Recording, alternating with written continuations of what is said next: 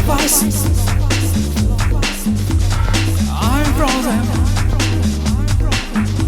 like a fill of ice. Sounds of paradise. Birds of white land sparkles in the night sky. Sweet scent of you, where everything on the frozen wind. A fear of ice. I'm confounded like a fear of ice.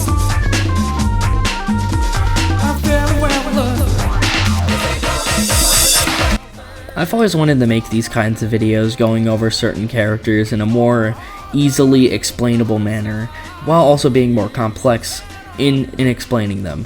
And that character I've wanted to do for a long time is Bark the Polar Bear. Now, Bark the Polar Bear is often considered one of the worst characters in the game due to the fact that his weight is really high, his moves are really slow, and, well, most of his moves are pretty good-ish. While most of his matchups are pretty bad, this character is pretty weird in general, so I'd like to explain him a little bit.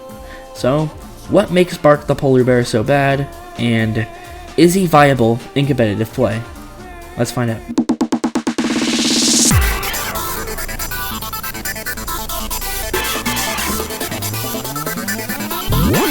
Now obviously, let's take a look on the developer side of things first. Now, because this was a children's fighting game or arcade fighting game at the time, games like Smash Bros didn't really exist at the time, so they had to find ways to make this character unique, but also accessible in certain ways. What they really did was try to focus him more on defensive side. Most of Bark's moves, or two moves in this case, consist of Barrier Punch or Barrier Walk or Dash or whatever it is, I forgot the name of it. Basically, these moves involve barriers, and they are really good. Barrier Punch is a really good tool, and Barrier Walk is, kind of good, I guess. It's kind of weird. There isn't really much use out of it. You can easily be grabbed from it. It's basically Spin Dash, but if it did no damage. Bark has a Lariat, which is often used by other boss characters, but he does have one thing unique about it. When he activates Hyper Mode with Lariat, he can move. Now, this might not seem like a good thing on paper. However, when you try it against a certain someone, let's just say things get a little... Seems like the developers wanted you to play a defensive but more offensive approach to him, if that makes sense. Basically, defense first, offense second, if it kind of makes sense. Now, let's see how the community handles Bark. Now, Bark, let's just say is a crack addict when it comes to barriers, so it's important to keep in mind the amount of barriers that you have. While Bark is a pretty good character at dealing damage, he's also good at defending himself, but there is one thing he's bad at: projectiles. Projectiles would be his main weakness, I'd say, mainly because of the fact that he has really nothing against it. He can't use Hyper Lariat because that doesn't reflect projectiles, unlike other moves like Sonic Spin Dash or Emerald Dive. And, shocking absolutely no one, Bark lacks a lot of fast moves. Because Bark is slow and is meant to be a heavyweight, you can't really find much fast moves on this guy, and the moves that are fast are pretty horrible. Sure, you do have Uppercut, but that is kind of slow, and his grabs are 2 frames longer than every other character in the cast. However, his grab damage does make up for it, because his grabs are probably the best tools in his kit. Now, look at these grabs, and I'm going to compare some grabs. So some grabs from normal characters, and some grabs compared to Bark.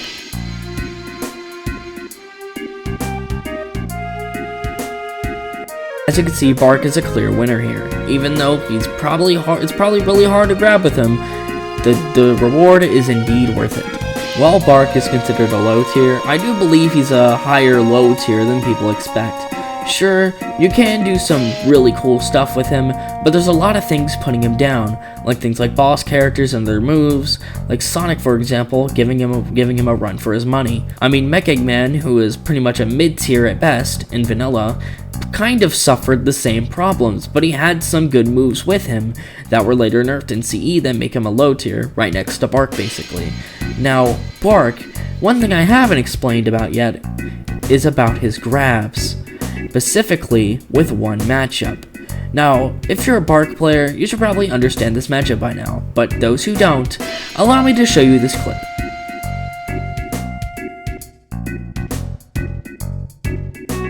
As we can see here, Bark gently pushes Eggman here instead of grabbing him.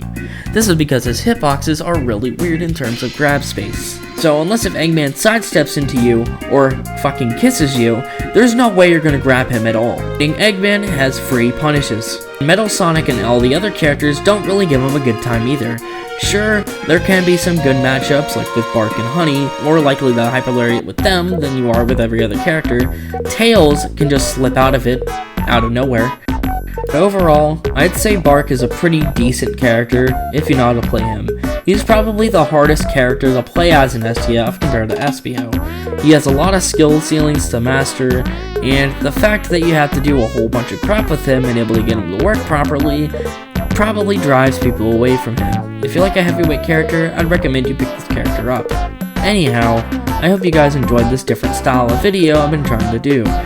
So, if you guys want this video, or more videos like this, if I get 10 likes, I'll do more of these. Anyways, I'll see you guys soon.